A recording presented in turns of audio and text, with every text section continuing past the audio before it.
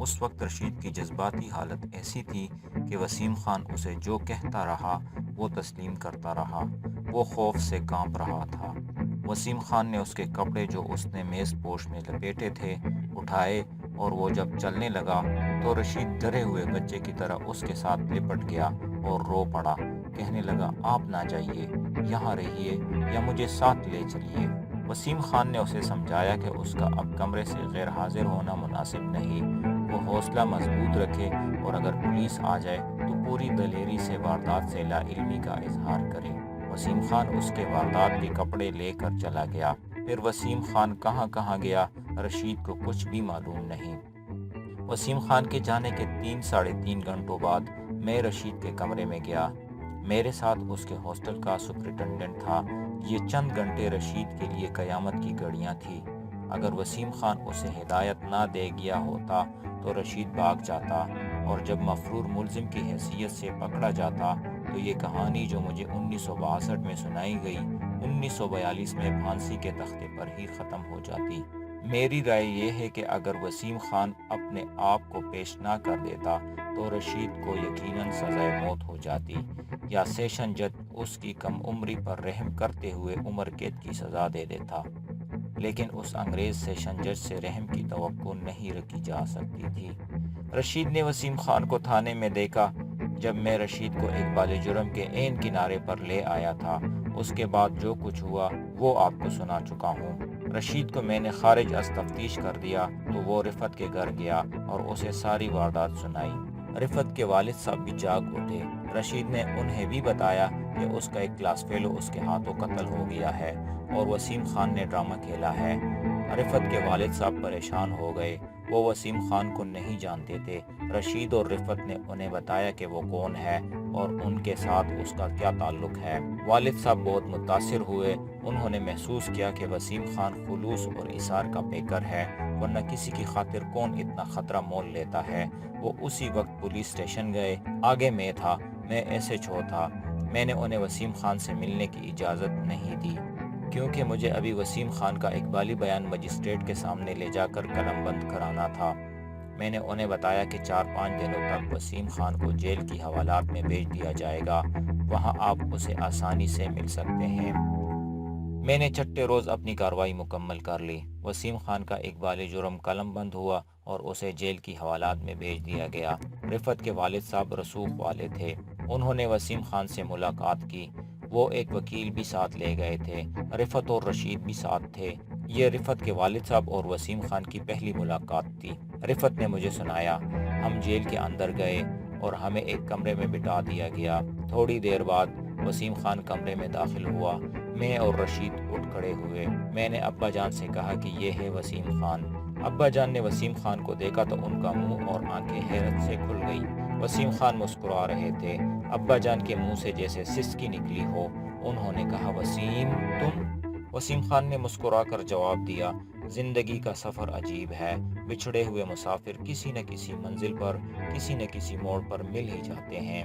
وسیم خان ہمیشہ ایسی ہی باتیں کیا کرتے تھے اور ان کی یہی باتیں مجھے بہت پسند تھی۔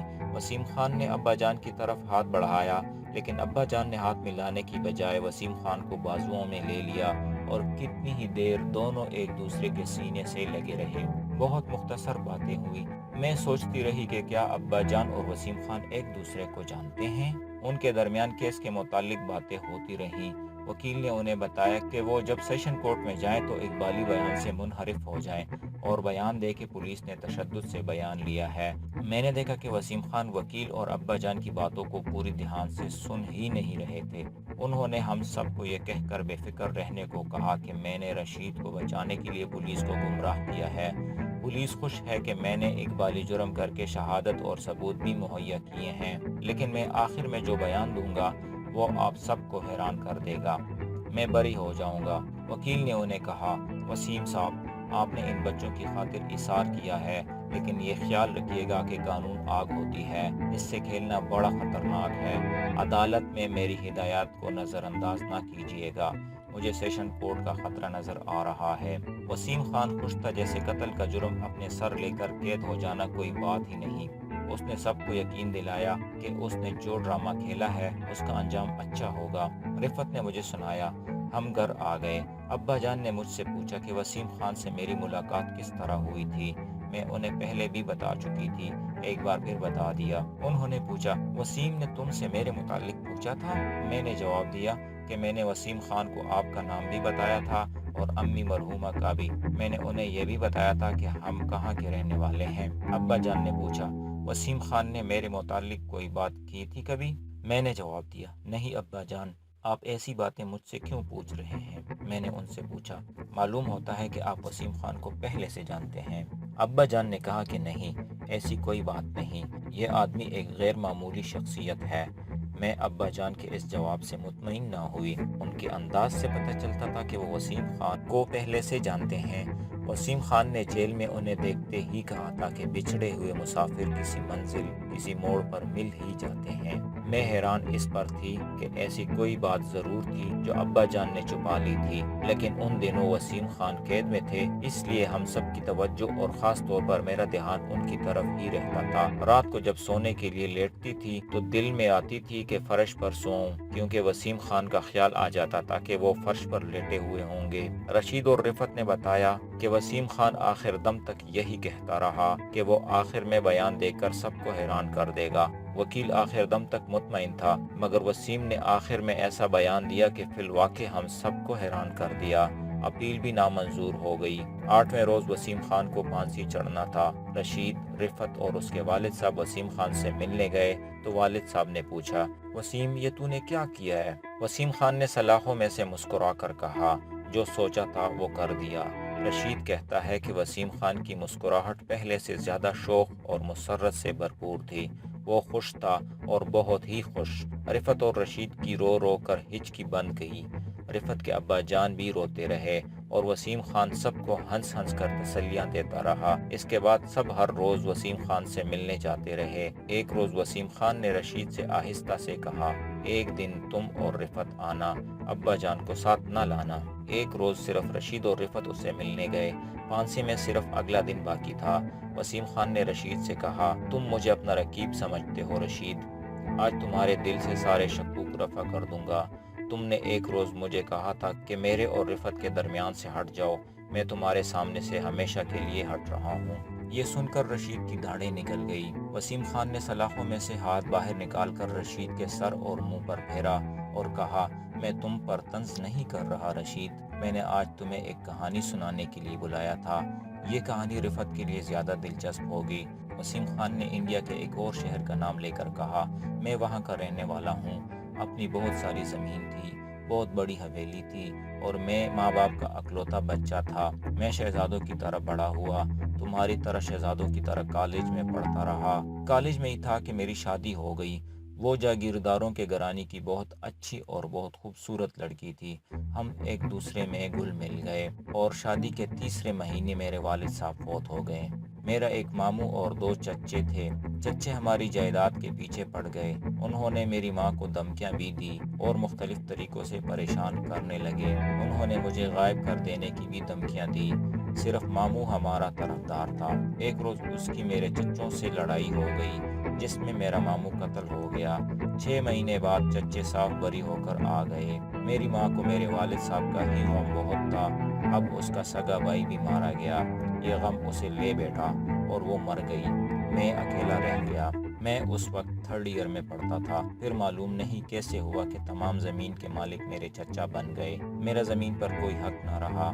میرے گھر کی شان و شوکت اسی زمین سے تھی، وہ نہ رہی۔ صرف حویلی اور ماں کے زیورات اور کچھ نقدی رہ گئی۔ میں نے تعلیم جاری رکھی۔ میری بیوی نے میرا خوب ساتھ دیا۔ وہ میرے لیے جذباتی سہارا تھی۔ میرے لیے مصیبت کا وقت تو ابھی آ رہا تھا۔ میرے سسرال والے بڑے اچھے لوگ تھے، مگر ان کا رویہ بدل گیا اور وہ مجھے پریشان کرنے لگے۔ کبھی تانے دیتے کہ میں ان کی بیٹی کی ضروریات پوری نہیں کرتا، کبھی کہتے کہ وہ بیمار پڑ جاتی ہے تو میں ان کا علاج نہیں کرتا۔ ان کی یہ شکایت بالکل صحیح تھی کہ گھر میں اب کوئی نوکر نہیں رہا تھا۔ مجھ سے سسر اور ساس نے یہ کبھی بھی نہ پوچھا کہ وسیم تم ماں باپ کے شہزادے تھے، اب کس کس طرح زندگی گزرتی ہے، ہمارے گھر ہی آ جاؤ۔ انہیں تو یہ شکایت بھی تھی کہ میں تعلیم پر پیسہ ضائع کر رہا ہوں۔ میری بیوی میکے جاتی تو اسے ماں باپ واپس نہ آنے دیتے، وہ واپس آتی تو اپنے ماں باپ کو ناراض کر کے زبردستی آتی۔ سسرال اسی شہر میں رہتے تھے۔ ایک روز بیوی نے مجھے بتایا کہ اس کے ماں باپ کو میرے خلاف دراصل شکایت یہ ہے کہ میری اب کوئی زمین نہیں اور میں ان کی حیثیت کے مطابق نہیں رہا، لہٰذا وہ چاہتے یہ ہیں کہ میں بیوی کو طلاق دے دوں۔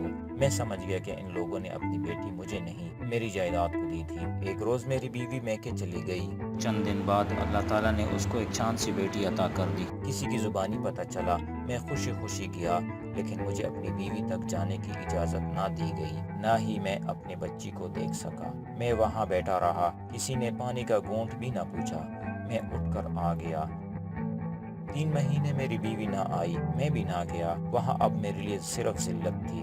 ایک روز مجھے اپنے سسر کا پیغام ملا کہ میں بیوی کو طلاق دے دوں۔ میں نے انکار کر دیا۔ اس کے بعد مجھے دھمکیاں ملنے لگی۔ سسرال سے صاف جواب آ گیا کہ وہ میری بیوی کو نہیں بیچیں گے۔ میں اکیلا تھا اور نہ تجربے کار بھی۔ تمہاری جتنی عمر تھی۔ میں چکرا گیا۔ ایک رات میرے گھر ڈاکہ پڑا، میری جان بچ گئی، مگر گھر میں کچھ بھی نہ رہا۔ زیورات، نقدی اور قیمتی چیزیں نکل گئیں۔ دوسرے دن سسرال سے پیغام آیا کہ طلاق نامہ لکھ دو۔ میں نے طلاق لکھ دی۔ پولیس کو لوگوں کے زور دینے پر رپورٹ دی کہ میرے گھر ڈاکہ پڑا ہے۔ پولیس نے پوچھا کہ مجھے کسی پر شک ہے۔ میں جانتا تھا کہ ڈاکو میرے سسرال کے کرائے کے ڈاکو تھے۔ میں نے پولیس کو بتایا کہ مجھے کسی پر بھی شک نہیں، مجھے صرف اپنی بیوی کا خیال تھا، مگر اب میں اسے اپنی بیوی نہیں کہہ سکتا تھا۔ اس کی دوسری شادی کر دی گئی۔ اس کا خاوند اسی شہر کا ایک امیر زادہ تھا۔ میں اتنا دل برداشتہ ہوا کہ حویلی بیچ ڈالی۔ بہت بڑی حویلی تھی، اچھی رقم مل گئی۔ میں اس شہر میں آ گیا اور یہ مکان خرید لیا جہاں میں رہتا تھا۔ خاصی رقم بچ گئی۔ اس سے میں نے BA کا آخری سال پورا کیا اور ڈگری لے لی۔ نوکری کی تلاش کی تو کوئی جگہ نہ ملی۔ میں جس محکمے میں ملازم تھا اس کے سب سے بڑے افسر کے پاس چلا گیا۔ وہ انگریز تھا۔ اسے بچپن سے لے کر اس روز تک کی ابیتی سنا دی اور اسے کہا کہ تمہاری بادشاہی میں مجھ پر یہ ظلم ہوئے ہیں۔ میں یہ نہیں کہتا کہ ان لوگوں کو سزا دی جائے، مجھے صرف نوکری چاہیے۔ وہ میری مصیبت کی رویداد سے اتنا متاثر ہوا کہ مجھے نہایت اچھی نوکری دے دی۔ میں نے محنت اور دیانتداری سے کام کیا۔ 2 سال بعد ایک محکمانہ امتحان پاس کر لیا، مجھے ترقی مل گئی۔ یہ انگریز افسر مجھ میں خصوصی دلچسپی لیتا تھا۔ چھٹے سال اس نے مجھے عہدہ بھی دے دیا۔ جو غم میں نے سہے وہ اچھے بہادروں کو پاگل کر دیتے ہیں۔ میرے اندر غم بھی تھا اور غصہ بھی۔ مجھے بڑا ہی غصیلا انسان ہونا چاہیے تھا، لیکن میں نے ہنسنا شروع کر دیا۔ میں نے دریا کے کنارے دور جا کر بلند آواز سے گانا شروع کر دیا اور لوگ کہنے لگے وسیم خان زندہ دل آدمی ہے، بہت اچھا گاتا ہے۔ بعض نے یہ بھی کہا کہ جسے کوئی غم نہ ہو تو وہ زندہ دل اور گویہ نہ ہو تو اور کیا ہو۔ یہ کسی کو بھی معلوم نہ تھا کہ میں سراپا غم ہوں اور میرا دل بری طرح مجروح ہے۔ مجھے بیوی کی یاد آتی تھی تو میں فی الواقع تڑپنے لگتا تھا۔ میں تصوروں میں اپنی بچی سے پیار کیا کرتا تھا اور پیار کا نشہ پورا کرنے کے لیے میں ہر اس انسان کے ساتھ محبت کرنے لگا جو کسی نہ کسی رنگ میں مظلوم تھا۔ میں نے ارادہ کر لیا تھا کہ ساری عمر شادی نہیں کروں گا۔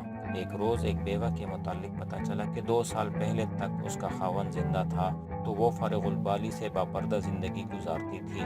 خاوند مر گیا تو لوگوں کے گھروں کے کام کرنے لگی۔ اس کی ایک جوان بیٹی تھی جسے بعض لوگ غربت کی وجہ سے خراب کرنا چاہتے تھے۔ چونکہ وہ غریب تھی اس لیے کوئی اس سے شادی بھی نہیں کرنا چاہتا تھا۔ میں لڑکی کے ماں سے ملا، رشتہ طے کیا اور چند ایک آدمیوں کو بٹھا کر اس کی بیٹی کو بیا لایا۔ میں نے شادی کی خاطر شادی نہیں کی تھی، ایک لڑکی کو بنا دی تھی۔ وہ بڑی اچھی بیوی ثابت ہوئی۔